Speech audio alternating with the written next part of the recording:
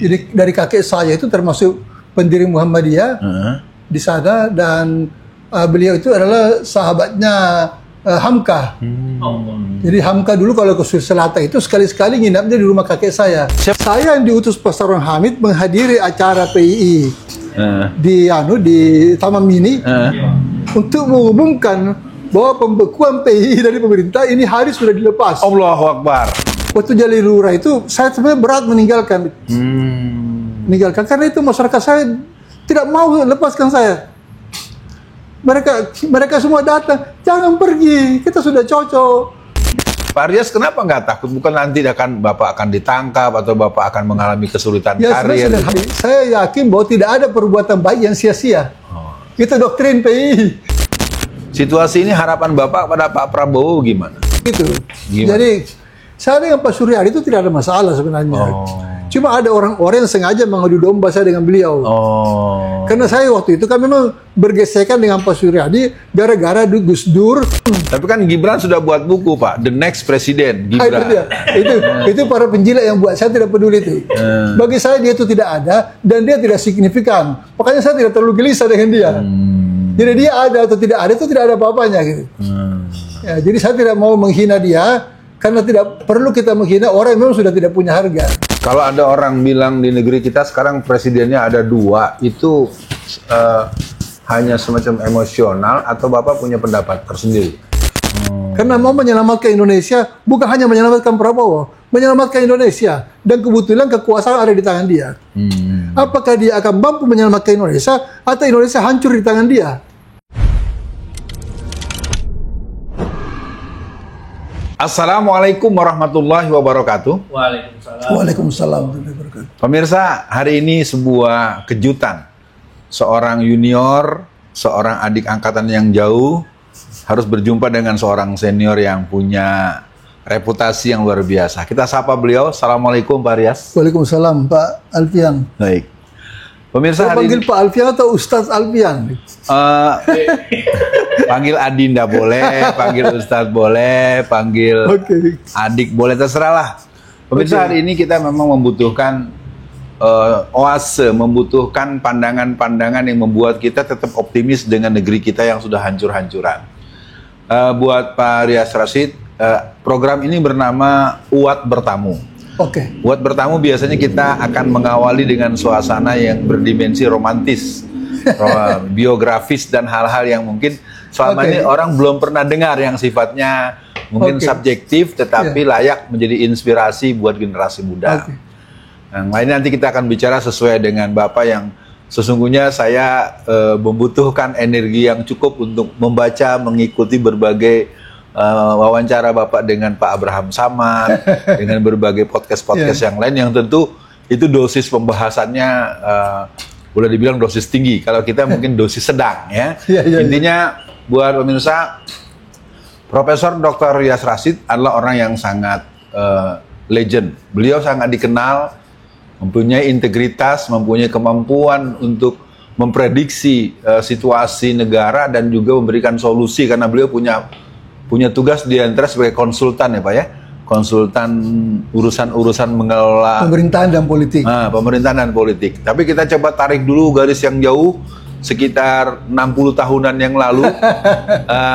Pak Aryas, boleh kami atau kita semua para masyarakat Indonesia, generasi muda, untuk Bapak berkenan bercerita masa kecil dan sampai pada batas akhirnya begitu kelihatan sebagai sosok seorang kader PII yang tidak pernah mau menutupi ke PII-annya.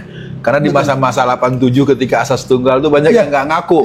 Betul. Tapi kalau Bapak kayaknya nggak ada cerita, nggak ngaku terus. Nah mungkin boleh diceritakan Pak masa kecilnya di mana, bagaimana, sekaligus ada hal-hal yang bisa membuat kami yang lebih muda nih punya semangat lah untuk menghadapi zaman yang seperti ini. Terima kasih Ustadz. Jadi begini, saya itu lahir di Goa, Sulawesi Selatan. Saya asli dari sana, ayah saya orang Goa, ibu saya juga orang Goa. Dan masa kecil saya sampai dengan SMA, itu di kabupaten yang sama. Di Goa ya? Jadi dari SD sampai SMA, saya itu ke sekolah jalan kaki, karena dalam kota kecil. Jadi saya tidak pernah mengalami kesulitan untuk menempuh jarak yang jauh misalnya untuk bersekolah seperti teman-teman saya lain.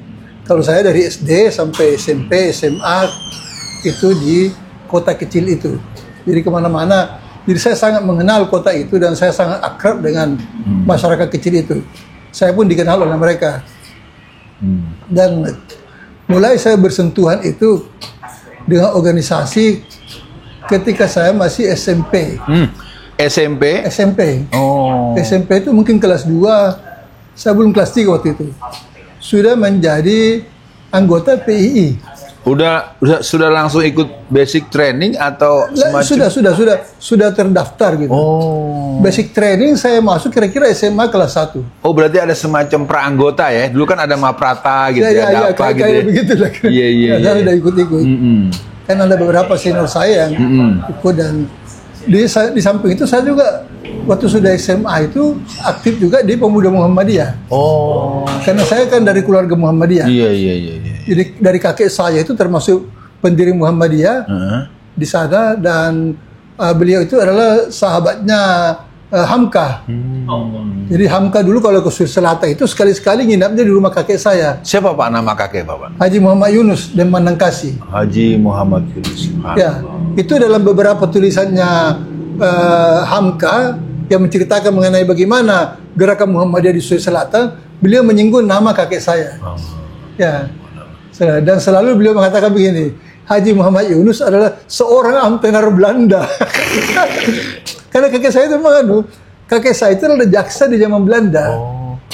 Nah, dia termasuk inisiator pendirian Muhammadiyah.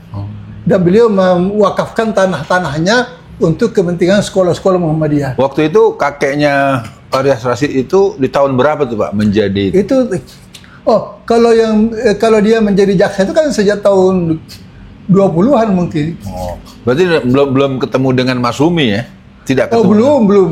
Kalau yang ketemu Mas Umi berarti ayahnya Bapak kalaupun ada ya? Ayah saya ketua Mas Umi Kabupaten.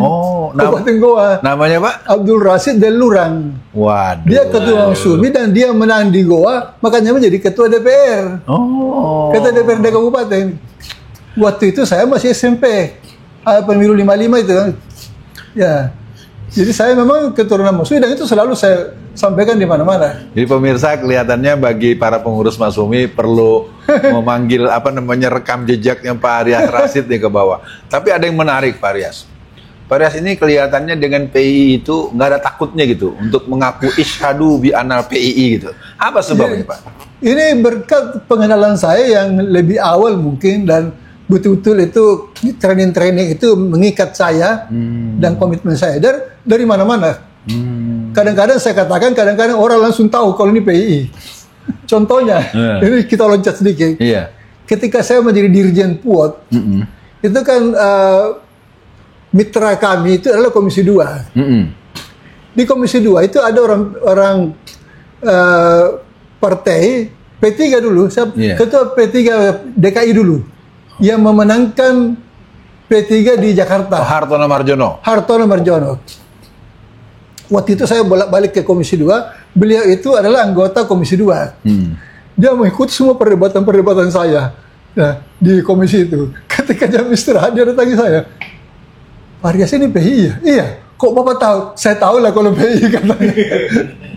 Jadi, seperti itu. Jadi kalau soal KPI yang saya itu nggak bisa digugat itu oleh siapapun.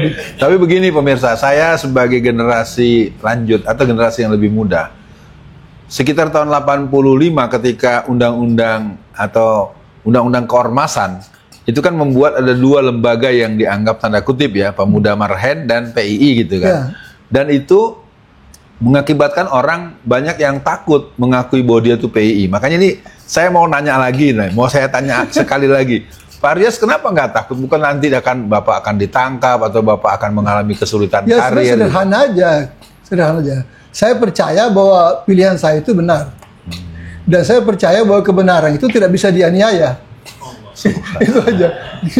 Jadi saya itu dari dulu pun ketika demo-demo di Makassar itu, sesudah 65, itu kan kami semua turun ke lapangan. Jadi orang-orang PII di Makassar itu sangat militan.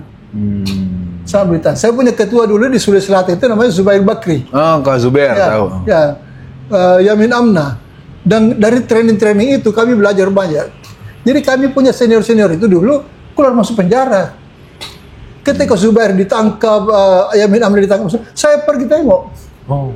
Bukan malah menghindar ya? Bukan, saya datangi ke rumah ke penjara. Saya bawain minuman, saya bawain vitamin-vitamin segala macam. Saya nggak peduli. Itu. Jadi memang kalau soal itu sampai saya ke Jakarta pun saya masih dikawal oleh kawan-kawan dari Sulawesi Selatan memberi kontak-kontak orang PI yang ada di Jakarta. Jadi ketika saya menjadi dosen IIP itu tamu-tamu saya itu kawan-kawan PI Jakarta. Jadi mungkin buat teman-teman PI yang aktif, teman-teman KBPI seluruh Indonesia, beliau salah satu mutiara daripada kader PI yang mungkin buat saya juga sebuah kebanggaan.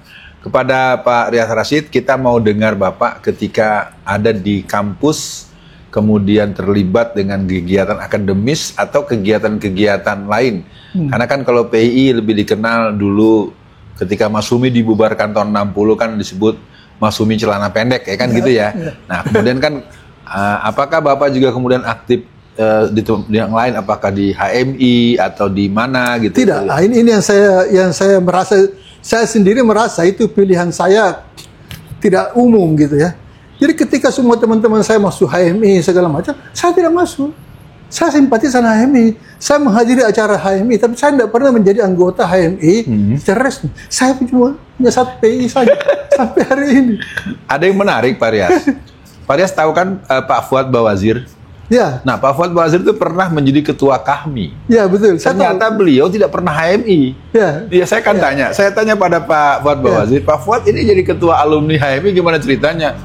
Bapak dulu aktif HMI di mana? Saya tidak pernah HMI katanya. Saya PI gitu. Ini PI. Kalau anak Betawi bilang PI doang gitu kan. Saya sama. Saya tidak pernah. Dan di setiap kegiatan, ketika saya sudah mahasiswa APDN pun, ini kan sekolah birokrat. Itu kalau ada acara HMI, ada acara PI di Makassar, itu waktu ada Munas PI di Makassar, saya aktif. Saya aktif di situ, saya tidak peduli. Dan teman-teman saya dari semua daerah itu sering saya kumpulkan. Ya, di Makassar itu waktu, karena itu kan berlangsung 1 minggu, 1 pekan itu Munas itu. Kalau boleh Pak, dasar-dasar teologis, ya, dasar-dasar keyakinan, dasar-dasar keberanian apa yang membuat Pak Rias itu, nanti saya akan buat pertanyaan berikutnya. Tapi yang ini dulu nih, kenapa di masa yang paling orang takut pun Bapak nggak takut gitu? Ini apa tuh Pak dasar? Saya juga nggak tahu itu, saya tidak pernah takut.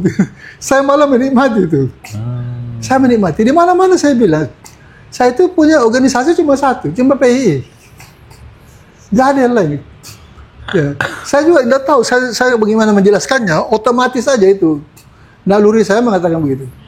Dan ya, saya ingin mati sebagai PI. Allah Akbar. Pemirsa, ini bukan saya ingin bicaranya berputar-putar soal PI minded ya. Di musim-musim yang orang cenderung mengadakan acaranya di kantor, acaranya lebih pakai menggunakan online. Di musim Ramadan yang begini berat pun beliau menyelenggarakan buka puasa di rumah beliau.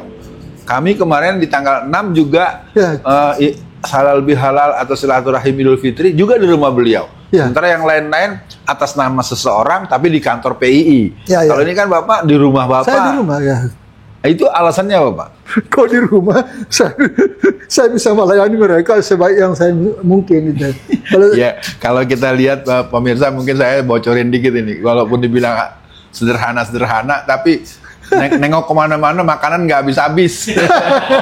Terus terang aja Pak Rias, itu makan kesini loh. Jadi sampai kalau Betawi bilang begah gitu ya, nggak ada habisnya gitu. Subhanallah ya. Karena niat saya memang ikhlas. Jadi bagi saya itu bertemu dengan kawan-kawan PI itu memberi saya semangat baru. Bahwa kami itu di mana. Di setiap daerah di mana saya datang mesti ketemu orang PI. Dan mereka sudah tahu saya akan datang. Di saat Bapak sedang bertugas sebagian, Bapak pernah juga jadi pejabat pemerintahan kan?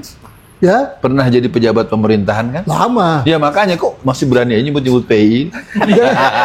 Jangan lupa, dulu waktu Pak Saron Hamid menjadi menteri, saya sebagai dirjen, saya yang diutus Pak Saron Hamid menghadiri acara PII di Taman Mini untuk mengumumkan bahwa pembekuan PII dari pemerintah ini hari sudah dilepas. Allahu Akbar. Yang mengumumkan saya. Waktu itu ketua PII-nya itu di tahun itu Hakam Naja. Oh, saya masih ingat. Ya. Hakam Naja di situ, saya umumkan di situ. Dan saya menghadiri sebagai dirjen. Subhanallah. Pemirsa, bagi kader-kader PII seluruh Indonesia, inilah satu wujud sosok seorang birokrat yang berbasis kader PII. Dan tentu kita akan masuk pada peran-peran berikut. Pak Rias, kita masuk di bagian peran-peran Bapak sebagai public service, sebagai pejabat. Boleh Bapak mengawali karir Bapak melayani masyarakat secara resmi sebagai apa nih? Sebagai camat, sebagai kepala desa, sebagai lurah, atau gimana ceritanya Pak? Saya itu tamat APDN tahun 71. 71. Ya, umur saya masih 20 tahun lebih. Dan saya langsung ditempatkan di pemerintah Kota Makassar.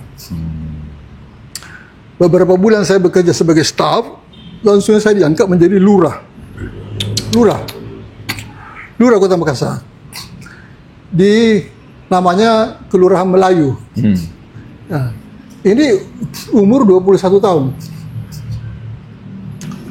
Itu daerah paling keras. Itu kawasan yang sangat anti. Itu waktu ada loto, loto perjudian massal itu, sangat anti itu. Dan itu kader-kader pemuda Muhammadiyah itu dibina semua di satu masjid di lingkungan saya itu. Imamnya itu namanya Fathul Mu'in Demak Gading. Ini imam paling ditakuti di Makassar. Dia lawan semua gubernur, wali kota, siapapun dia lawan. Pak Yusuf yang jenderal Panglima itu pun belakangan dilawan juga oleh beliau. Nah, saya di situ. Satu waktu beliau berceramah, menjelaskan berceramah untuk menggambarkan betapa buruknya pemerintahan kita. Beliau belum kenal saya. Dia termasuk menyinggung-nyinggung soal kelurahan, soal lurah gitu loh. Jadi, wah saya agak gelisah kan. Terus saya bilang sama seorang tokoh Muhammadiyah yang kebetulan keluarga saya bilang, tolong beritahu itu Ustaz bahwa saya ini adalah cucu dari pendiri Muhammadiyah. Barulah diam. Kenapa? Karena saya di sana itu menerapkan satu gaya komunikasi dan kepemimpinan yang merangkul masyarakat semua. Jadi satu sisi ada masyarakat Islam yang sangat keras, di sisi lain sebagian dari penduduk saya itu orang Cina, non Muslim. Nah, ini kadang-kadang jadi sasaran. Nah, saya coba menjembatani. Bagaimana saya mengkompromikan mereka. Setiap ada area konflik yang mungkin saya masuki, saya masuk untuk mengkompromikan. Akhirnya bisa selesai. Kalau diingat-ingat Pak Rias, ketika Pak Rias pertama kali jadi lurah, kan relatif ya namanya pejabat baru, tentu nervous dong. Ada nggak suasana nervous, grogi gitu kayak? Enggak, saya semangat. Oh gitu? Iya, karena saya kan sudah dilatih. Oh ya PI. Dilatih. Saya baru inget. Pantas nih ke PNI. Saya sudah dilatih. Ya. Jadi saya sudah tahu bagaimana merangkul orang-orang tua, bagaimana merangkul anak muda. Luar biasa. Saya 4 tahun jadi lurah, Pak. Ini kelurahan paling keras, Pak Alfian. Ini kelurahan, lurah-lurah sebelum saya, itu tidak tahan 1 tahun, mesti diusir sama masyarakat. Pengganti saya yang sama-sama APDN cuma 6 bulan diusir juga sama masyarakat. Saya 4 tahun. Satu periode selesai ya? Stabil. Alhamdulillah. Dan itu kelurahan pernah mendapat hadiah sebagai kelurahan terbaik di Kota Makassar. Hadiahnya dari Panglima Kodam waktu itu. Dalam hal kebersihan, dalam hal ketertiban, keamanan, segala macam itu kita nomor 1 di Makassar waktu itu. Jadi setelah jadi lurah, apa tuh karir berikutnya? Setelah jadi lurah, saya sekolah kan. Saya sekolah ke Jakarta, ke IIP. Setelah 4 tahun itu. Kan APDN dulu? Ya, APDN. APDN, terus lurah. 4 tahun, lanjut ke IIP.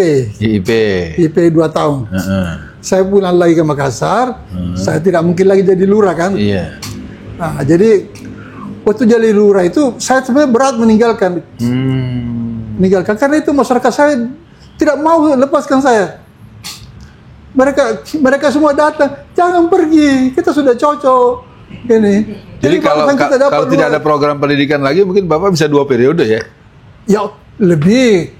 Saya bisa lurah terus sampai tua. Karena itu orang-orang di sana, baik yang non Muslim maupun yang Muslim itu semua cocok dengan saya. Karena semuanya saya urus dengan baik. Kurus kering saya jadi lurah itu, tidak bisa tidur. Tiap malam saya mengurusi. Saya sampai tengah malam masih keliling sampai ke lorong-lorong. Saya tahu siapa masyarakat saya lupa tutup jendela pada malam itu. Saya tutupkan jendelanya. Berarti orang profil seperti Bapak paling pantas jadi presiden mestinya ini. Dulu saya menutup jendelanya orang-orang yang lupa tutup jendela di malam hari. Saya mendatangi setiap masyarakat saya itu, biasa tahu mungkin beberapa masih hidup mereka sekarang. Mereka tahu setiap malam saya keliling. Saya tahu semua apa yang terjadi di kampung itu. Makanya camat saya tentara itu, seorang kapten, itu suka sekali sama saya. Dia suka, dia dan ibunya sekali. Sudah dengan ibu ini kan? Yang sudah, sekarang? Iya. Oh, berarti beliau benar-benar menyatu ya dengan Bapak. Dia mengerti betul keadaan saya. Kita kan sama-sama dari bawah. Ya, jadi kalau Anda tanya saya masa kapan saya paling menikmati tugas itu adalah zaman lurah. Saya pernah jadi menteri, saya pernah jadi dirjen, pernah jadi rektor. Yang paling menyenangkan saya itu karena saya bisa berkiprah secara maksimal itu ketika lurah. Kalau lurah itu semua bisa. Semua masyarakat kenal sama saya, sampai pada anak kecil. Anak kecil dulu yang kecil-kecil dulu yang saya urusin waktu saya masih lurah itu, sekarang sudah pada tua, masih nyari saya. Sampai hari ini. Anak-anak Cina dulu saya urusin di Makassar, sampai sekarang masih nyari saya. Ada yang menganggap saya sebagai orang tuanya. Ya. Nah, itu yang saya lakukan. Jadi saya, kalau ditanya yang paling saya menikmati suasana itu adalah ketika saya menjadi lurah 4 tahun di daerah yang paling berat di Makassar. Tidak ada lurah sampai 1 tahun. Iya. Pemirsa, ini pelajaran berharga ya. Sekarang ini atau kami atau saya menemui ada seorang kepala desa lurah di Klaten, Pak. Namanya Lurah Iwan. Lurah Iwan ini tahun lalu dia itu membagikan THR untuk warga sekelurahan, Pak. Oh, hebat sekali. Iya, makanya saya ingin memberikan satu pertanyaan. Ya. Yang kemudian ternyata dia juga seorang yang punya jiwa keagamaan yang baik. Dia punya catatan, warganya yang miskinnya itu di bawah rata-rata. Oh, itu hebat. Menjelang Lebaran, oleh dia tahun lalu itu ditambah 620.000 lagi per orang. Itu luar biasa. Nah, tapi tentu dengan cerita Bapak tadi, kita ingin Bapak memperdengarkan kepada para birokrat ya, kepada teman-teman. Kadang-kadang orang baru jadi anggota DPRD saja, baru jadi katakanlah jadi wali kota saja, sudah seperti makhluk lain gitu. Seperti gimana Bapak memberi nasihat buat saya, buat semua kawan-kawan? Jadi begini. Gimana, Pak?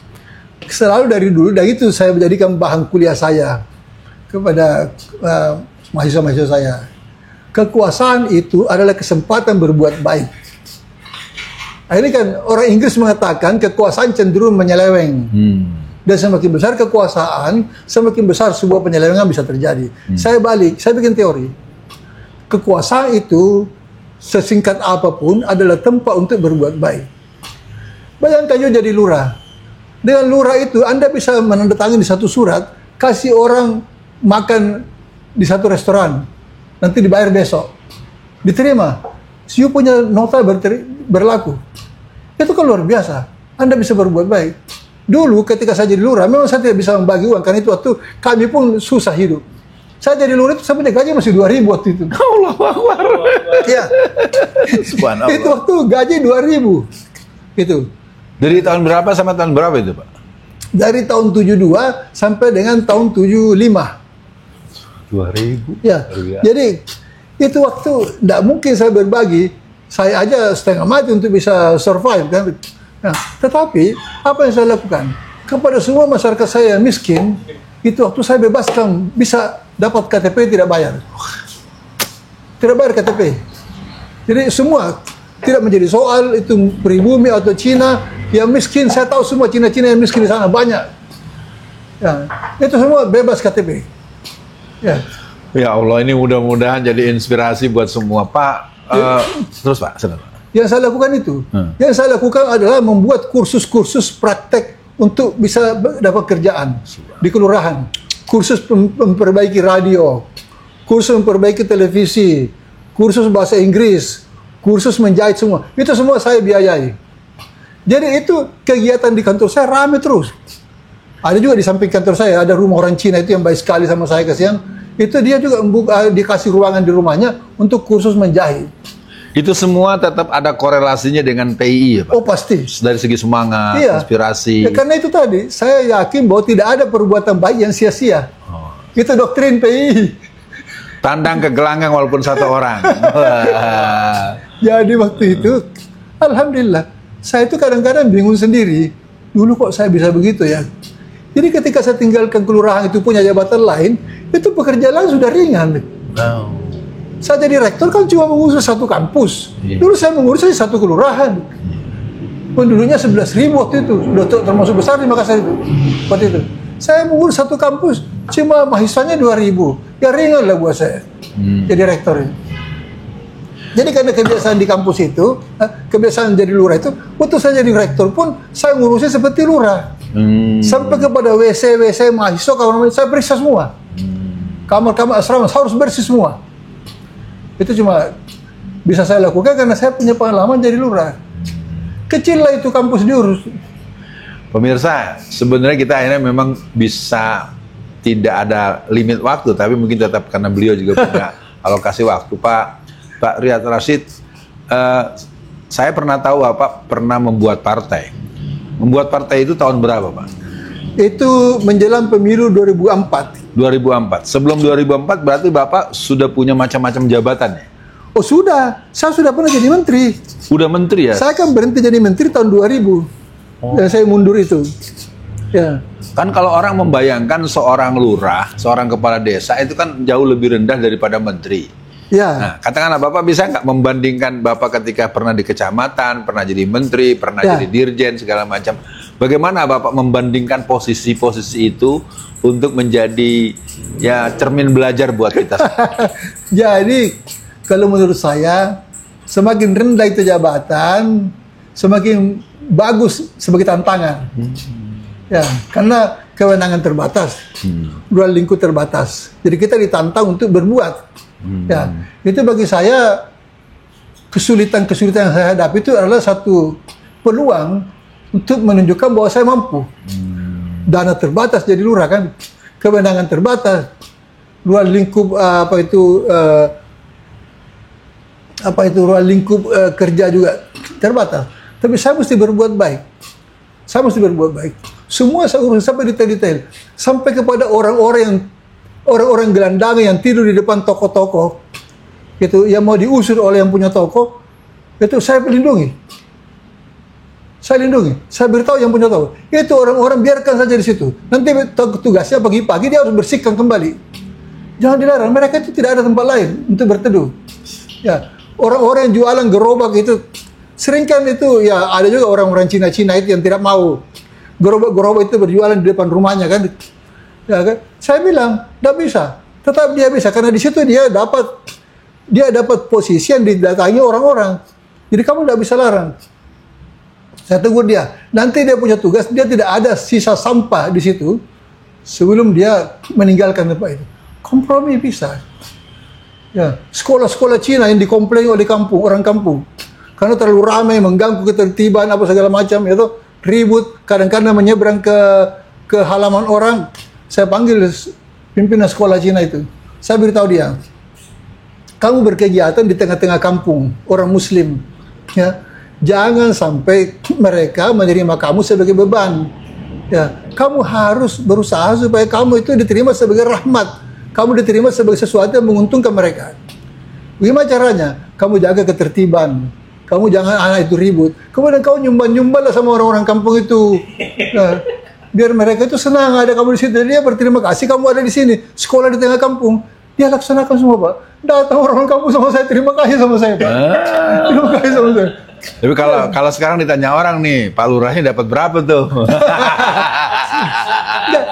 Ini juga sekolah-sekolah Cina, sekolah miskin juga sebenarnya. Cuma saya bujuk dia supaya kau diterima oleh masyarakat, kau nyumbang-nyumbang lah kepada mereka itu, biar mereka senang semua. Akhirnya semua orang kampung senang. Ya pemirsa, tentu saya harus menegaskan kalau sebagai kader PII kami ini kan memang punya ikrar bahwa kami para kader pelajar Islam Indonesia senantiasa akan membela kepentingan Islam dan umat Islam dalam situasi dan tempat dan keadaan yang bagaimanapun juga. Masih ingat ya? Nah, sekarang kita sampai di bagian apa sih yang membuat semangat bikin partai? Ini penting ini. Jadi begini, saya ini kan berhenti jadi menteri karena saya tidak pas lah dengan presiden kan waktu itu Gus Dur, sehingga saya minta mundur. Saya kan harus kembali ke kampus, kembali jadi dosen, karena itu habitat saya kan. Nah, kita melihat bahwa ada pemilihan umum hasil reformasi ini bukan yang 99 tapi yang 2004 itu. 99 itu kan transisi, walaupun itu juga dianggap sebagai produk yang baik. Hasil reformasi itu, puncak dari reformasi itu sebenarnya pemilu 2004. Nah, teman-teman saya Pak Afan Ghaffar dari UGM, ya, ada Ramlan Surbakti dari Erlangga, ada Malarangin, itu semua mengatakan begini, ini kalau kita tidak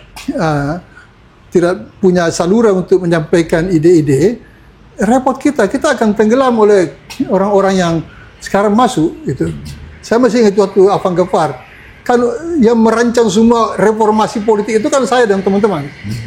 Jadi ketika itu waktu ada pelantikan DPR RI dan MPR segala macam itu, saya kan hadir. Itu Afan Ghaffar berbisik kepada saya, ini semua orang-orang dapat kedudukan karena kita. Kita merancang semua ini. Inilah semua hasilnya kerja kita. Sekarang kita dapat apa? Akhirnya itu diingatkan kembali ke saya. Nah, satu-satunya jalan adalah kita harus punya jalur untuk masuk ke dalam politik nasional atau pemerintahan. Nah, itu waktu karena ini semua tambatan Amerika, ya, teman-teman saya ini yang merancang reformasi politik itu, dia bilang kita coba aja bikin partai. Saya bilang kita tidak punya uang. Dia bilang nanti aja lihat, kita kan punya jaringan. Kamu kan punya jaringan di birokrasi, kamu punya jaringan di pemerintah daerah. Kamu sudah berbuat baik untuk mereka, kasih otonomi segala macam. Nah, itu hanya itu waktu udahlah kita bikinlah partai. Jadi anak muda semua, saya Malarangin, Afan Ghaffar itu saya tidak ikutan. Saya dengan Malarangin aja. Dan beberapa teman-teman, ya, ada orang Bappenas juga, yang orang-orang yang intelek dan niat baik, kita bikinlah partai itu. Kenapa Bapak nggak bikin partai Islam? Kok partainya partai umum? Ini begini, saya justru menunggu ada partai Islam yang betul-betul meyakinkan saya mau masuk. Tapi karena tidak ada, jadi saya sudahlah. Saya bikin aja partai nasional ini, tapi dia betul-betul steril dari segala kemungkinan sifat buruk dari partai non-Islam. Itu ya. Jadi tetap dengan gaya kepemimpinan yang berkiprah pada Islam. Gitu. Jadi akhirnya itu waktu kita bikinlah. Saya udah bilang sama teman-teman, kita tidak punya uang. Dia bilang, cobalah dulu, deklarasi dulu, kita lihat bagaimana reaksi publik.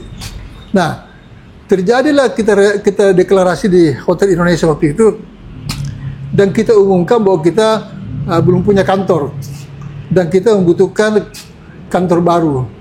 Itu tiba-tiba datang, Pak.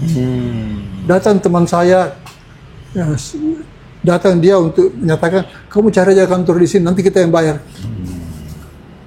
Jadi kantor saya itu dibayar oleh sahabat saya. Ya, saya tidak enak kalau saya sebutkan namanya, jangan sampai mereka tidak. Tapi dia kebetulan adalah kader HMI. Ya, dia bilang sama saya, nanti kita bayar. Jadi dia bayar kalau saya itu sewa kantor waktu itu 900 juta. Allah Akbar. Ya, satu orang tahu. Setelah itu datang teman-teman saya datang, kantor masih kosong, mereka kasih kursi, kasih meja, kasih macam-macam. Ada yang kasih sound system. Itu waktu banyak sekali orang berniat baik. Dilihat kami ini sepakat untuk bikin partai. Mulailah kita run partai itu dengan niat baik, dengan kemampuan yang terbatas, tapi semangat tinggi. Mulai saya kontak semua teman-teman di seluruh Indonesia. Mereka berinisiatif untuk membangun. Di awal-awal itu semua bagus, berjalan lancar. Tapi kan pada akhirnya kita dihadapkan pada kenyataan, kita butuh biaya. Disitulah mulai saya. Kalau yang jadi ada anggota DPR RI-nya berapa? 11 orang ya? 10 orang itu di tingkat provinsi dan kota kabupaten berapa? Oh banyak, ada 300 seluruh Indonesia, banyak. Di Sulawesi Selatan kita nomor 2. Jadi partai terbesar nomor 2 di Sulawesi Selatan adalah PDK. Nomor 1? Saya dapat waktu anggota DPRD provinsi itu 9 orang. Ya tahu nggak? Iya. Partai Demokrat cuma 1. PDIP cuma 1. Itu yang cukup besar juga PKS. PKS mungkin dapat 8 di bawah saya sedikit. Golkar yang tetap, karena Golkar tetap dominan di sana. Jadi waktu itu ada beberapa provinsi yang kita lumayan kuat. Di Lampung kita dapat, di Papua Barat. Jadi di Sulawesi Selatan kita dapat wakil ketua DPRD provinsi karena kita nomor 2 terbesar. Di Papua Barat kita dapat wakil ketua DPRD provinsi. Di mana lagi tuh? Di Kalimantan Timur kita dapat. Jadi sebenarnya pemirsa, kalau posisi beliau sebagai pimpinan partai ditopang oleh finansial yang cukup, mungkin akan lain ceritanya Pak ya. Akan lain. Menang ceritanya kita Pak. Iya bisa. Kita punya kendala cuma di pendanaan. Ya, pendanaan karena operasional partai kan harus terus berputar. Dan mereka kehabisan bensin. Gitu. Baik pemirsa, kita punya pemahaman bahwa memang beliau tetap jiwa mereka adalah kader PII yang kita semua tahu. Kader-kader angkatan 60-an, 70-an. Saya tahun 80-an, perbatasan 70, 60, 80-an. Kita masih punya jiwa yang tidak jauh berbeda. Cuman bedanya beliau lah membuktikan bentuk-bentuk yang atraktif. Kita mau tanya agak sensitif sedikit ini Pak. Dulu di masa Gus Dur itu berhenti atau diberhentikan? Saya minta mundur. Nah, tentu ada sebabnya. Ada sebabnya, tapi saya tidak mau sampaikan ke publik. Ya udah, nggak apa-apa. Yang penting menyangkut urusan saya dengan beliau. Iya. Saya sendiri diangkat jadi menteri kan saya tidak tahu. Kasih aja spill dikit. Jadi pada waktu itu saya kan sudah dikenal sebagai orang yang bertanggung jawab mengurus reformasi politik dan pemerintahan. Saya kan dapat bintang Mahaputra karena saya bertanggung jawab dalam reformasi politik dan pemerintahan. Oleh Habibie saya diberi bintang Mahaputra. Ya, jadi semua anggota tim saya itu mendapat bintang tapi bukan Mahaputra. Mereka dapat bintang jasa apalah. Gitu. Jadi diakui kita punya pekerjaan. Nah, pada waktu itu saya sudah happy menjadi dirjen. Saya kan dirjen PUOT. Iya, dirjen otonomi daerah ya. Saya mau beritahu Anda, ketika itu dirjen pemerintahan umum dan otonomi daerah itu sama dengan sekarang 5 direktur jenderal. Allahu Akbar. Dulu cuma 1. Iya. Sekarang kan dipisahkan. Ada direktur pemerintahan umum, ada direktur pemerintahan daerah, ada direktur keuangan daerah, ada direktur kependudukan, ada direktur perkotaan. Dulu cuma 1. Dan orangnya Bapak? Saya dirjennya. Ya, saya dirjennya. Jadi saya adalah dirjen PUOT yang terakhir. Baik, kita mencoba memaklumi ada hal yang mungkin tetap bahwa beliau bukan dipecat tapi mengundurkan diri. Oh, saya mundurkan. Kan heboh waktu itu berbulan-bulan. Karena saya kondisikan sebelum saya mundur, saya sudah umumkan dulu mau mundur. Jadi berita besar kan. Ya, jadi ketika saya membawa surat pengunduran diri kepada Gus Dur bilang sama saya, kamu tidak usah mundur. Kamu tetap aja. Nah, nanti itu Malarangeng saya carikan tempat. Saya bilang, Gus Dur, saya mundur tidak ada hubungannya dengan Malarangeng. Jadi beliau menafsirkan bahwa saya itu mundur karena dengan saya dipindahkan menjadi menteri. Saya kan dipindahkan jadi menteri aparatur negara. Ya, dari otonomi daerah itu. Saya bilang, ini tidak ada urusannya dengan Malarangeng, Gus Dur. Saya cuma merasa saya tidak bisa lagi bekerja sama dengan Bapak Presiden. Jadi saya begini aja, biarkanlah saya mundur, saya tetap menjadi temannya Gus Dur. Ya, tetap menjadi temannya. Tapi saya tidak mau lagi jadi anak buahnya Gus Dur. Dan memang pemirsa, saya beri kabar dikit. Ini adalah karakter daripada tokoh yang berhaluan Islam yang dulu diekspresikan oleh Masumi. Tokoh Masumi dari dulu dia punya perbedaan keras dengan PKI, perbedaan keras dengan yang lain, tapi dia bisa berboncengan sepeda, bisa makan di warung bersama. Tapi ini saya mau masuk yang sensitif yang kedua. Otonomi daerah, konon ada skala prioritas yang pernah digagas oleh Pak Riah Rashid. Tapi ada seorang yang bernama Suryadi Sudirja. Dulu ada apa dengan beliau? Kelihatannya agak mengemuka itu dua arus utama tentang otonomi daerah. Suryadi Sudirja itu datang belakangan. Oh.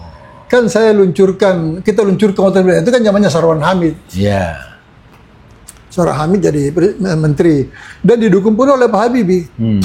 Pak Habibie itu komitmen dengan otonomi daerah luar biasa. Jadi kita luncurkan itu sebenarnya intinya adalah ini adalah solusi terhadap Indonesia yang sedang aut-autan.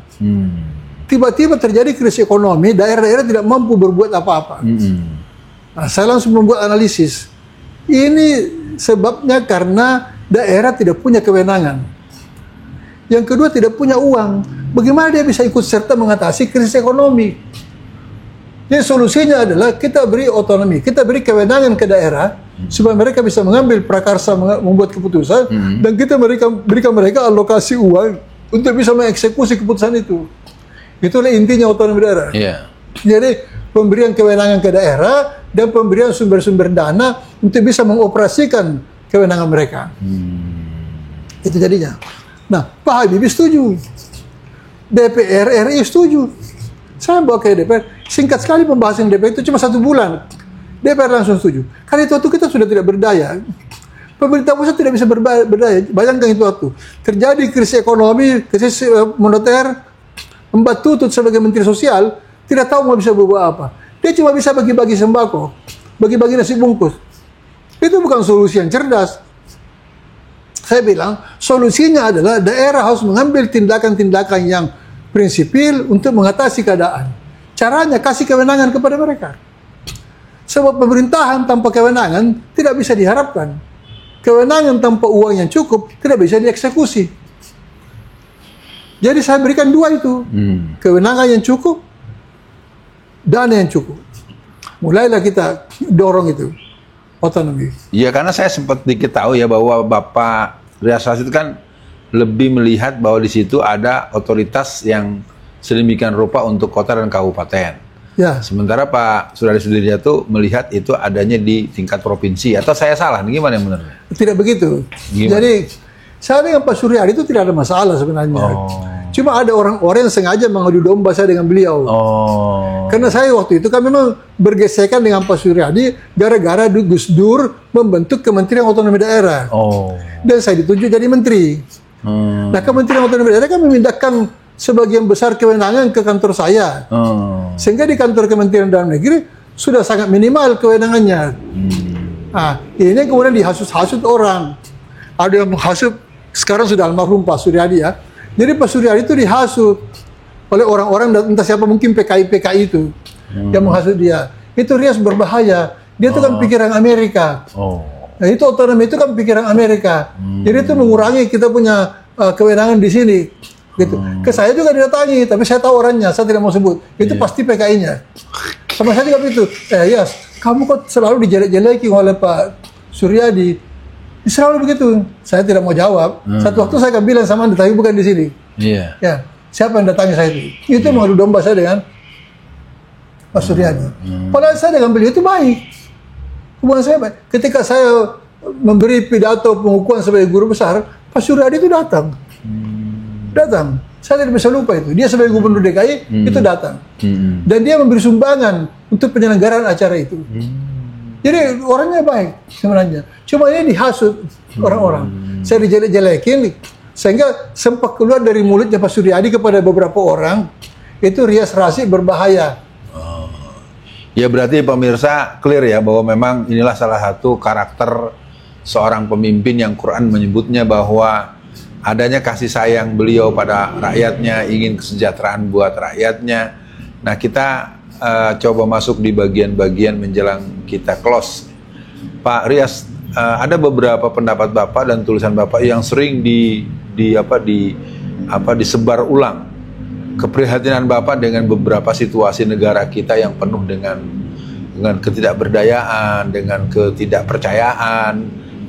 Mungkin dalam bahasa di pertemuan kita hari ini, apa keprihatinan dan kekecewaan Bapak dengan para pengelola negara hari ini terhadap negara kita yang memang sudah hancur-hancuran? Contoh misalnya PIK 2 nih kelihatannya nggak bergerak. Dan ternyata bukan hanya di sini, ternyata ada di Cirebon, ternyata ada juga di Makassar, ternyata juga ada di Surabaya. Ya, dan kebetulan saya akan sempat masuk penjara karena saya membahas bahaya penjajahan Cina. Ya, mungkin tidak terlalu, ya kan? Tidak terlalu, tapi minimal itu juga jadi satu fakta bahwa kalau orang Cina berbuat, walaupun orang akan menuduh kita rasis, tetapi kelihatannya mereka nggak pernah ada yang nyoal. Apalagi sekarang kan yang banyak diserang para ulama-ulama, para habaib, yang mana kalau saya bilang yang gatal kakinya, yang digaruk kepalanya. Nah, ini kan jadi catatan. Mungkin apa keprihatinan Bapak terhadap Indonesia hari ini dalam semangat bahwa kita tidak bisa hanya sekedar mengeluh? Gimana, Pak? Ya, jadi begini, saya dari dulu selalu menyebarluaskan pandangan-pandangan dan konsep-konsep tentang pemerintahan yang baik. Karena kuncinya di situ. Tidak bisa masyarakat ini baik kalau pemerintahnya buruk. Saya selalu menantang. Coba tunjukkan kepada saya di mana ada negara yang pemerintahannya buruk, pemimpinnya payah begitu, goblok itu, yang maju. Tidak ada. Jadi kemajuan satu masyarakat itu sangat bergantung pada bagaimana pemerintahan itu dikelola dengan baik oleh para pemimpin yang baik, yang cerdas, yang peduli pada rakyat. Ini persyaratan sangat sederhana, tapi paling sulit. Kenapa?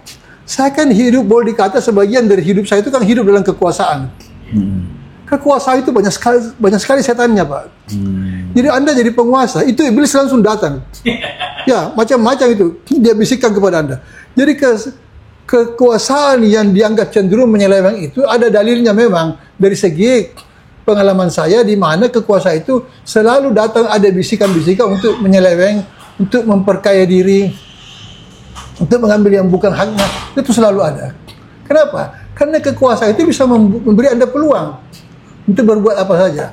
Nah, ini yang banyak orang Indonesia tidak lulus dengan ujian hakikat kekuasaan. Kalau menurut saya, Pak Rias, saya terus terang saja, saya ingin Bapak berkenan untuk bicara lebih keras lagi, lebih tandas lagi, tapi lebih bisa menggugah hati nurani. Ini kan korupsi ribuan triliun, 329 triliun, 400. Itu kalau menurut saya sudah sangat biadab itu. Iya, tapi kan kelihatannya mereka malah ketawa-ketawa itu terus. Biadab karena ada peluang. Ya. Jadi ini kembali lagi, orang kan mengatakan hukum mati mereka yang korupsi segini. Bukan itu soalnya. Karena saya mengalami, Pak Alfian harus tahu, ketika saya jadi Dirjen Puak, peluang saya untuk korupsi itu sangat besar. Itu waktu belum ada KPK. Keuangan daerah tergantung pada bagaimana kebijakan kami di pusat. Dan urusan uang transfer ke daerah itu berlangsung dari kantor saya. Di kantor saya ada kewenangan melakukan transfer sekian banyak triliun, saya tidak lupa, sekitar 7 triliun barangkali, ke semua daerah. Itu kalau saya mau sunat, 1% aja. Kan saya kaya raya. Tapi kenapa saya tidak lakukan itu? Sedangkan tidak ada KPK, tidak ada pengawasan, tidak ada apa yang saya takuti. Tapi saya takut akibatnya di belakang hari. Saya percaya bahwa mereka yang tidak punya kepribadian yang kuat, yang merasa bahwa dia aman korupsi, itu orang goblok. Tidak ada korupsi di birokrasi yang tidak diketahui oleh orang lain. Tidak bisa Anda melakukan korupsi sendirian. Anda mesti tahu. Pihak yang terkena terdampak oleh kebijakan itu tahu. Jadi korupsi itu sebenarnya sangat terbuka. Cuma diam. Ya, tapi itu tidak mungkin dikerjakan sendiri tanpa diketahui orang lain. Kalau menurut Pak Rias, korupsi yang udah keterlaluan dan kan koruptor itu cengenges, ketawa-ketawa segala macam. Ya. Bisa nggak ada saatnya dia memang harus ditangkap dan dibikin dia tertunduk malu dan tertunduk hina? Saya kira harus. Tapi itu jalan terakhir. Kita harus memikirkan untuk solusinya ya, bagaimana membangun sistem sehingga tidak ada peluang untuk korupsi. Situasi ini harapan Bapak pada Pak Prabowo gimana? Saya belum berani menilai Pak Prabowo karena ini masih sibuk dengan pidato. Jadi saya belum tahu apa garis kebijakan Prabowo secara besar. Kita belum tahu frameworknya. Kita belum tahu blueprint kebijakannya dalam 5 tahun ke depan. Maaf saja. Jadi saya belum berani menilai. Tapi kalau saya lihat ini begini-begini saya terus, tidak ada yang bisa diharapkan. Harus ada batas di mana dia berhenti berbicara dan dia mulai menggelar satu blueprint. Ini loh langkah kita ke depan. Silakan bangsa Indonesia menilai. Bantu saya. Tunjukkan bagaimana kita bisa mencapai tujuan ini. Itu dia. Lalu dia merekrut orang-orang yang dipercaya. Orang-orang yang berintegritas. Jangan seperti sekarang. Maaf aja, masyarakat itu tidak salah kalau menilai bahwa di antara mereka itu ada yang jelas-jelas koruptor. Kalau ada orang bilang di negeri kita sekarang presidennya ada 2, itu hanya semacam emosional atau Bapak punya pendapat tersendiri? Saya belum sampai detail mengetahui itu. Saya cuma baca kan juga sama dengan Pak Pion, cuma baca-baca saja. Iya. Katanya ada 2 karena Jokowi masih berperan. Iya. Sebenarnya Jokowi berperan atau tidak ini kan tergantung pada Prabowo. Gitu. Jadi Jokowi tidak bisa secara mandiri mengklaim sesuatu seolah-olah dia masih berkuasa. Itu kan karena diberi ruang oleh Pak Prabowo. Nah ini yang mesti kita pelajari. Dan itu harus kita pelajarinya secara intens. Jangan melalui omong-omong, jangan melalui diskusi biasa. Kita harus instan mengetahui apa latar belakang dari sikap Prabowo yang kompromi dengan Jokowi. Secara sepintas kan bisa kita duga, tapi itu mesti diperdalam. Apakah karena Prabowo pernah jadi menterinya Jokowi? Itu satu poin. Yang kedua, apakah Prabowo merasa ada kelemahannya yang diketahui oleh Jokowi, sehingga dia sangat berhati-hati kepada Jokowi. Yang ketiga, apakah Prabowo merasa bahwa Jokowi masih signifikan dalam memberi pengaruh terhadap keberhasilan dia. Misalnya dia masih punya jaringan, yang Anda sebutkan tadi, mungkin dia punya jaringan bisnis, dia punya jaringan koneksi dengan para Taipan misalnya. Itu belum terjawab. Baik, saya ingin Bapak mungkin berkenan ketika secara imajiner tahu-tahu setelah perbincangan kita hari ini ada pihak utusan dari Pak Prabowo meminta Bapak berkenan bertemu beliau. Ini imajiner Pak, sebagai imajiner lalu akhirnya terjadilah Bapak berjumpa dengan Pak Prabowo ya. Bapak akan katakan apa dengan situasi hari ini kepada beliau? Jadi begini Pak Albian, Anda harus tahu dulu, saya dengan Pak Prabowo itu kan teman baik. Oh gitu. Ya, dan masa-masa menjelang Pilpres 2024 itu kan saya bersama beliau. Sekarang masih? Sekarang ya inilah saya cerita. Jadi saya itu bersama beliau 1 tahun atau 2 tahun sebelum Pilpres. Udah selalu di Kartanegara, di Hambalang, di mana saja. Acara-acara di mana saya hadirin. Karena saya bersimpati sama beliau. Saya bersimpati pada Prabowo itu karena dia dianiaya. Baik pada pemilu 2024 maupun 2009. Iya. Ya. Dan saya pernah katakan kepada beliau itu. Pak Prabowo tahu nggak? Terutama 2009, Anda itu kan menang. Saya tahu. Anda kan dicurangi. Saya tahu. Nah cukuplah kalau begitu. Jadi beliau tahu, saya tidak perlu lagi memberitahu. 2004 saja ada beberapa pihak yang mencurigai. 2014 ya? 2014. Ada mencurigai bahwasanya Prabowo menang.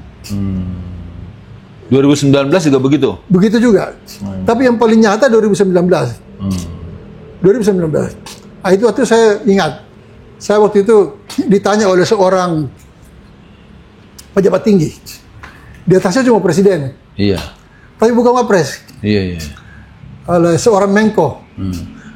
Pak Rias, siapa menang 2009 ini? Prabowo, Pak. Kenapa? Ya kita lihat aja secara kenyataan. Di setiap tempat di mana Prabowo hadir itu masa membeludak. Pidato-pidatonya diterima baik oleh masyarakat. Posisinya sangat jelas ingin memperbaiki Indonesia. Gitu.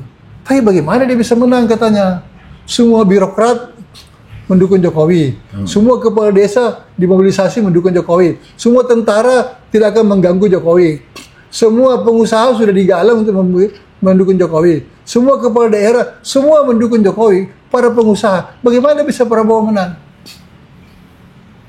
Artinya apa? Beliau ini memberitahu kepada saya bahwa sebenarnya kemenangan, kekalahan Prabowo itu adalah akibat dari mobilisasi semua ini. Dan itu menurut saya adalah sesuatu yang tidak sah. Itu sesuatu yang menyimpang. Tapi beliau berbicara mengenai fakta. Faktanya begitu.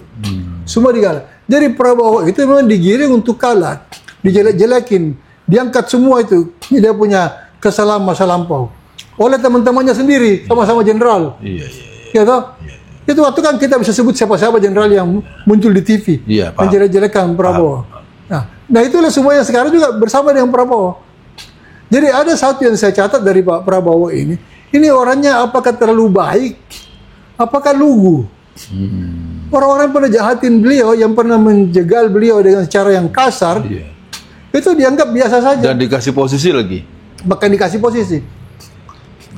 Orang-orang Jokowi yang kemarin habis-habisan ya 2019 itu menghantam habis dikasih posisi Prabowo, juga. sekarang masih jadi menteri. Terus, saya tidak mengatakan harus dendam, tapi karena ini jelas kualitas mereka ini di bawah standar untuk mengurus Indonesia yang baik. Ya. Tapi kenapa masih itu? Di mana? Kenapa bisa ada kompromi? Itu yang sampai sekarang masih misteri buat saya. Ya berarti kalau berkenan sih Bapak jawab lagi tuh Pak. Kalau hari ini ketemu beliau atau nanti sore atau besok lah lebih seger lah pagi-pagi. Ternyata Pak Prabowo minta ketemu Bapak. Bapak mau ngomong kalau apa saya ketemu beliau, saya akan sampaikan kembali itu. Karena mau menyelamatkan Indonesia, bukan hanya menyelamatkan Prabowo, menyelamatkan Indonesia. Dan kebetulan kekuasaan ada di tangan dia. Apakah dia akan mampu menyelamatkan Indonesia, atau Indonesia hancur di tangan dia? Gitu. Jadi Indonesia tidak ada 2030 bisa kejadian. Bisa kejadian. Bisa kejadian. Tapi sebagai seorang nasionalis, seorang patriot, dan orang yang punya jiwa pembelaan pada negara, Pak Rias Rashid kan pasti nggak ridho dong negara kita hilang. Oh sangat. Nah sekarang kalau memang Pak Prabowo-nya tidak bisa terkomunikasikan atau belum bisa terkomunikasikan, kita masyarakat harus berbuat apa ini? Nah begini, jadi saya konsisten dengan saya punya prinsip awal, bahwa kepada masyarakat terus harus kita beri pencerahan mengenai tanggung jawab suatu pemerintahan, tentang karakter dari pemerintah yang baik. Karena semua Anda harus kembali ke situ, harus kembali ke basic. Anda membangun pemerintah yang baik. Nah ini tidak bisa diusahakan hanya melalui para elit. Masyarakat harus membangun kesadaran baru bahwa mereka butuh pemerintah yang baik itu. Dan kebutuhan itu yang membuat mereka menolak semua keburukan. Menolak semua keburukan. Apakah Prabowo akan berhasil mengelola keadaan ini? Karena ini suatu keadaan yang sangat sudah fight accomplished. Prabowo akan tetap seperti ini, membela-bela Jokowi dan membiarkan rakyat itu kecewa dengan sikapnya, atau dia akan mengubah sikapnya menjadi merangkul rakyat. Karena rakyat ini semua rakyat pendukung Prabowo dari dulu. Pendukung setiap Prabowo dari dulu. Bahwa mereka berubah pada tahun 2024 itu kepada Anies, itu kebetulan aja. Karena kebetulan ada orang yang mereka percaya baru tanpa mengurangi keyakinan mereka kepada Pak Prabowo. Kalau Pak Prabowo dalam kondisi begini, Bapak mau mengatakan apa dengan posisi Gibran? Gibran tuh masih ada gunanya nggak untuk Indonesia, Pak? Saya itu tidak mau berkomentar soal itu. Karena itu Gibran bagi saya tidak ada gitu loh. Bagi saya dia itu tidak ada. Ya, karena itu adalah satu produk yang melanggar konstitusi, walaupun itu keputusan MK. Jadi ini satu Indonesia yang unik. MK itu membuat satu keputusan yang sebenarnya melanggar konstitusi. Tapi celakanya kita sudah membuat berhala di mana MK itu kita jadikan sesuatu yang selalu benar. Bayangkan itu. Ini kan satu kejahatan menurut saya, memberi kewenangan kepada MK seolah-olah keputusannya tidak bisa dibantah, tidak bisa dibatalkan. Ini kan namanya menciptakan Tuhan-Tuhan konstitusi. Wah, dahsyat Tuhan konstitusi. Ini bisa kafir kita. Wah, dahsyat ini asli. Ya, PI-nya keluar nih. Bisa kafir kita ini. Kenapa? Tidak ada pengadilan di dunia ini yang bisa mengklaim kebenaran mutlak. Allah Subhanahu wa Ta'ala saja yang memiliki semua kekuasaan mutlak masih mengampuni. Bahkan menghimbau kepada hamba-hambanya untuk minta ampun. Tapi kan Gibran sudah buat buku, Pak, The Next President Gibran. Itu para penjilat yang buat, saya tidak peduli itu. Bagi saya dia itu tidak ada dan dia tidak signifikan. Makanya saya tidak terlalu gelisah dengan dia. Jadi dia ada atau tidak ada itu tidak ada apa-apanya gitu. Ya, jadi saya tidak mau menghina dia karena tidak perlu kita menghina orang yang memang sudah tidak punya harga. Iya. Dalam. Jadi ini MK ini ya, MK ini diberi kewenangan yang berlebihan. Keputusannya berlaku mutlak, final dan mengikat. Nah, ini yang paling menonjol kasus Gibran. Keputusannya itu sebenarnya melanggar konstitusi. Karena itulah ketua MK dan beberapa anggota kena sanksi. Kalau tidak melanggar kan tidak mungkin kena sanksi. Diberhentikan ini, berhentikan itu kan. Tapi keputusannya hidup. Inilah. Jadi Gibran itu berada dalam satu situasi yang sangat unik dalam sejarah Indonesia. Ya, Dia tetap berada di situ karena keputusan satu lembaga yang memang diberi kewenangan mutlak, tapi lembaga itu dinilai bahwa keputusannya keliru. Ini kan tidak ada di dunia lain ini, Bos. Pemirsa, berarti kalau gini ketika Pak Rias sudah mengatakan itu, tugas saya untuk mengamputasi orang tersebut. Harus ada kerja yang harus saya lakukan yang tentu tidak dibahas dalam pembicaraan terbuka. Pak Rias, kita ada 2 langkah menjelang kita sudahi. Boleh Bapak memberikan masukan pada kita semua tentang dunia Islam. Kita cukup prihatin. 18 Maret, orang sedang bersahur di bombardemen. Dan sampai hari ini di Gaza banyak kampung-kampung yang sudah rata dengan tanah dan saya melihat sudah sangat keterlaluan. Karena Amerika turun dengan terbuka, baik dengan senjata dengan uang. Sebagai seorang tokoh yang punya peran-peran memimpin masyarakat, sebagai tokoh nasional, seorang profesor ilmu kenegaraan, ilmu pengelolaan pemerintahan. Ini bagaimana Bapak sebagai seorang hamba Allah, Rias Rashid, Profesor, memahami yang terjadi di Palestina, yang terjadi di berbagai dunia Islam. Kalau kita mau lihat ternyata banyak sekali situasi kita sudah dibunuh, sudah dibantai, tapi masih dituduh teroris, masih disalahkan lagi, dan masih juga tokoh-tokoh kita juga masih ada ikut-ikutan ngomong begitu. Gimana Prof dengan situasi? Ya, ini saya lihat dulu secara umum ya. Jadi memang saya itu semakin yakin bahwa memang musuh Islam itu yang terutama adalah Israel. Ya, Israel atau apakah tepat mengatakan Yahudi? Karena Yahudi juga ada yang baik. Ada juga yang baik ya. Ya, bahkan ada yang masuk Islam. Ya, jadi saya kira ini rezim Israel ini adalah sesuatu yang menjadi beban buat dunia, bukan hanya umat Islam. Orang Amerika sendiri itu menganggap bahwa beban Israel itu adalah beban. Eropa apalagi. Ya. Jadi ini sesuatu, tapi mau tidak mau mereka harus bertanggung jawab untuk menjaga eksistensi Israel. Karena Israel itu, negara Israel itu adalah satu produk dari Amerika dan Eropa pasca Perang Dunia. Jadi mereka akan tetap berpikir Israel harus survive.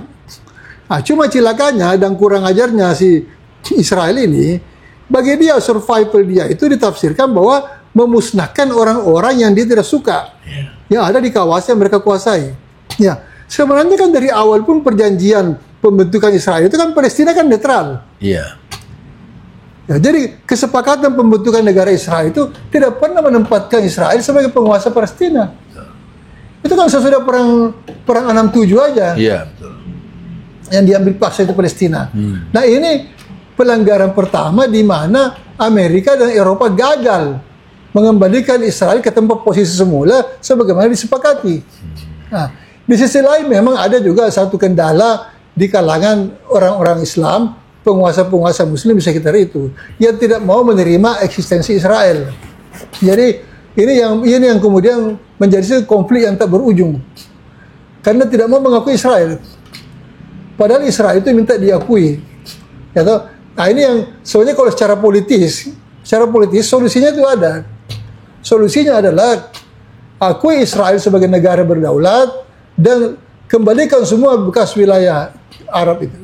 Hidup berdampingan secara damai. Sebagaimana kita juga berdampingan dengan damai dengan negara-negara yang non-Muslim. Ya, tapi kan Israel kan kalau boleh dibilang memang nggak punya hak setapak pun dengan tanah itu, Palestina. Kalau kita lari ke situ memang tidak ada habisnya, tidak ada ujungnya. Iya. Harus menghancurkan Israel. Nah, mereka menanggapi itu bahwa dia harus menghancurkan Arab. Karena kalau tidak dia sendiri yang hancur. Ini di sini ini tali temalinya tak berujung. Ya, kalau yang saya sayangkan kan negara Arab Saudi sendiri kan ikut-ikutan malah gembira kalau Gaza dihabisin. Dia sangat senang kalau para pejuang-pejuang Palestina itu dihabisi. Itu ada satu hal yang tidak enak saya ungkapkan ke publik. Ya, mengenai perasaan negara-negara Arab, termasuk Yordania, termasuk Arab Saudi dan Mesir sendiri, yang sebenarnya tidak begitu ikhlas kalau sampai orang Palestina itu survive, punya negara sendiri, berdaulat dan maju. Ya, ada sesuatu yang saya tidak enak mengungkapkannya. Ya, katanya itu ada semacam kecurigaan atau kecemburuan atau apa. Ya, saya tidak mau uraikan karena itu masih harus saya perdalam. Ya, tapi saya meyakini satu hal, di antara semua komunitas Arab itu, yang paling pintar itu orang Palestina, Pak.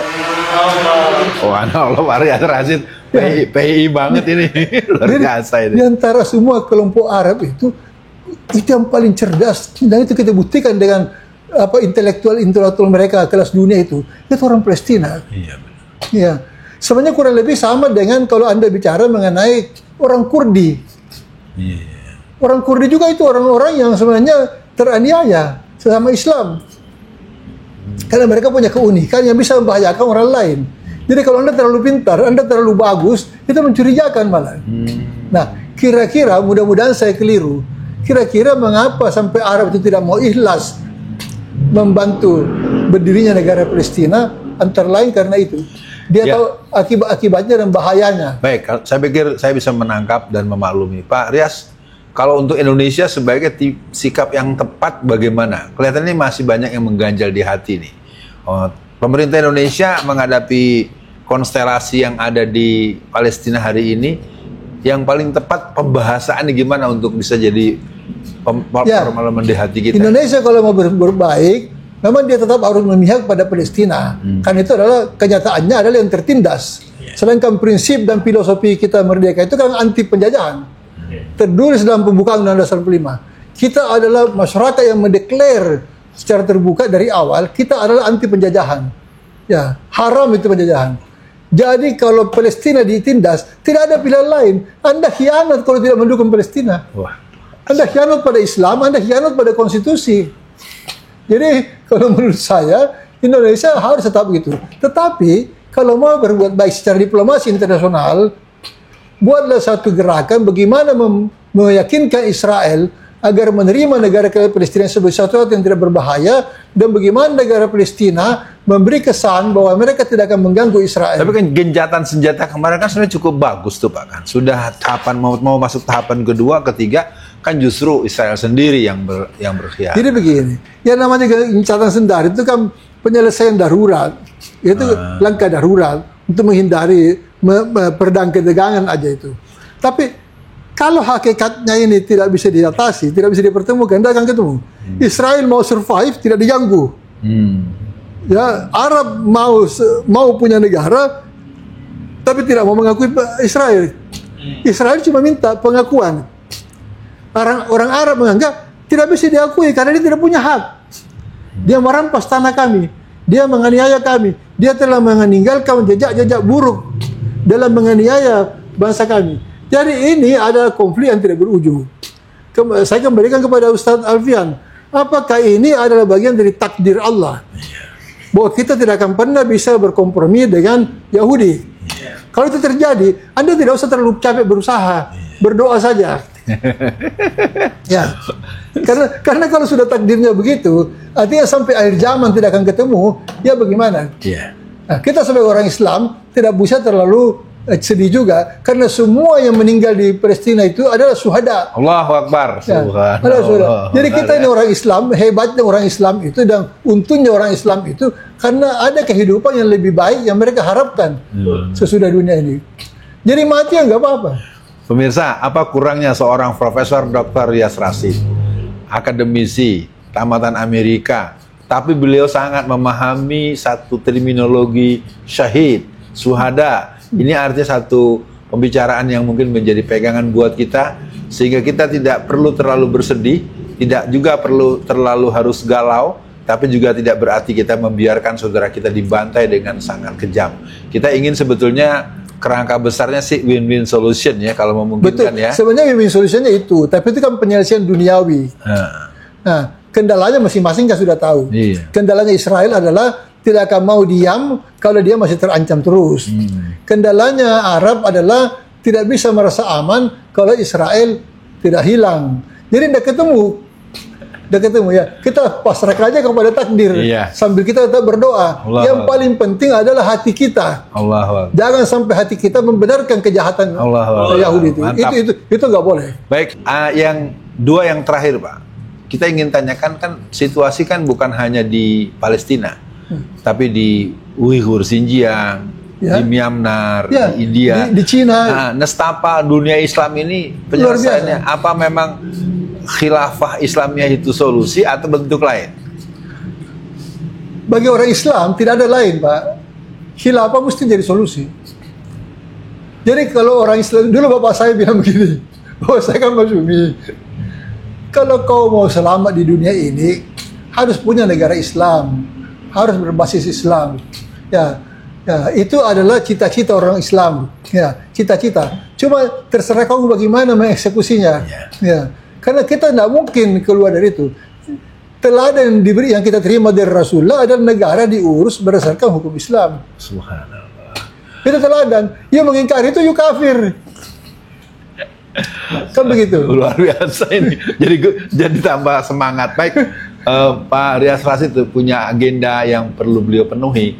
Maka sebagai closing, Pak, ini pertemuan yang luar biasa. Mudah-mudahan kalau Allah kasih umur, masih ada umur, ini bukan yang pertama dan terakhir ya, Pak ya. Nanti ada tema lain yang kita coba perdalam. Apa nasihat Bapak untuk Adinda Alfian Tanjung untuk peran-peran keumatan ke depan? Kemarin kan saya sempat dapat pelajaran 4 tahun di penjara ya, sebagai bentuk belajar lanjutan gitu. Apa nasihat Pak Rias buat saya? Saya tidak berani memberi nasihat karena saya sendiri belum sempurna. Tapi begini, tetaplah berbuat baik, tetaplah memperjuangkan kebenaran, tetaplah menegakkan ajaran-ajaran Islam dengan baik dan benar. Jangan pernah ragu dengan itu. Ya, bahwa Anda keluar masuk penjara itu bagian dari dinamika. Itu tabungan amal kita untuk akhirat. Ya, dengan Anda keluar masuk penjara karena memperjuangkan kebenaran itu adalah kumpulan dari syarat-syarat untuk masuk surga. Kita ini hidup kan cuma membayangkan itu. Buat apa Anda megah-megah di dunia ini kalau ujung-ujungnya Anda terhina? Jadi yang paling penting itu adalah Anda menyadari bahwa Allah Subhanahu wa taala melihat kita, semua perbuatan kita. Dan dia adalah hakim yang sebaik-baiknya. Subhanallah.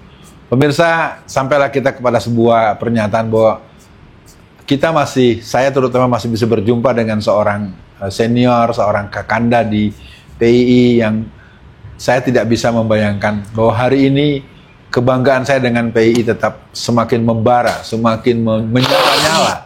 Yang tentu buat Pak Rias Rasid, kata akhir dari kami sebagai yang membersamai Bapak di sebuah tempat, dan tentu mohon maaf telah menyita waktu Bapak sehingga Bapak saya sudah ikhlas. Buat pemirsa, sekali lagi, dan sudah sempat saya tanyakan pada beliau, apakah ini pertemuan yang pertama dan terakhir? Selama hayat dikandung badan, selama Allah kasih nyawa, nafas masih ada, kita akan coba nanti bicarakan hal-hal yang lebih edukasi, yang lebih inspiratif, dan lebih memberikan pengertian bahwa kita tidak akan pernah berhenti berarti mati, dan kita akan mati dalam posisi husnul khatimah. Jadi buat pemirsa, sekian perjumpaan kita dengan Bapak Rias Rasid. Assalamualaikum warahmatullahi wabarakatuh. Waalaikumsalam. Terima kasih Bapak. Terima kasih.